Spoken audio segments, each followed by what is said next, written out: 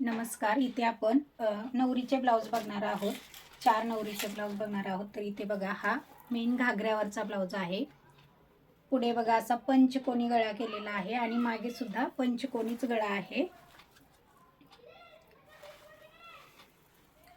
हे स्लीव्सला डिझाईन दिलेली होती आणि फ्रंट बाजूला सुद्धा डिझाईन दिलेली होती आणि बॅकला सुद्धा डिझाईन दिलेली होती. अशा प्रकारे लॉंग स्लीव्स केलेली आहे आणि तिथे खाली लोंबतं लटकन बसवलेलं आहे. आणि याला असं फॅन्सी आपण लटकन तयार केलेलं आहे. याचा सुद्धा शॉर्ट व्हिडिओ आपण आपल्या चॅनलवरती टाकलेला आहे.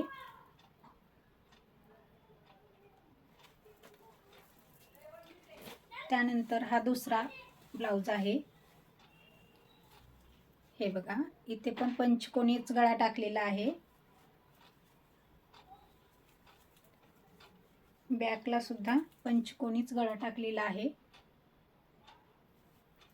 आणि स्लीव्ज अशा या नवीन निघालेल्या प्लप पप स्लीव्ज केलेले आहेत. याला अस्तर लावलेलं नाही आणि खाली हे असे छोटेसे काठ होते ते मी काठ लावलेले आहेत. छान दिसते ही स्लीव्ज.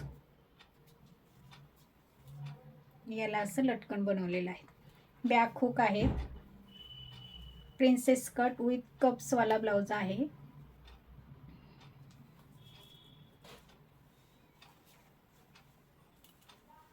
त्यानंतर बघा, हे फ्रिलवाले लटकन आहे. याचाही आपण शॉर्ट व्हिडिओ बनवलेला आहे, तोही तुम्ही नक्की पहा.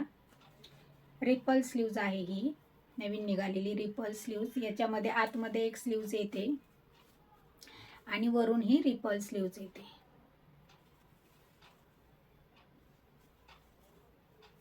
पुढे बघा पानगळा आहे. पानगळा, back hook, princess cut with cups.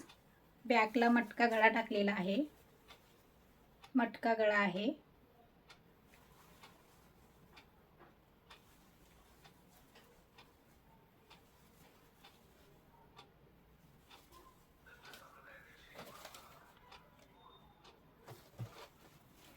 त्यानंतर हा ग्रे कलर,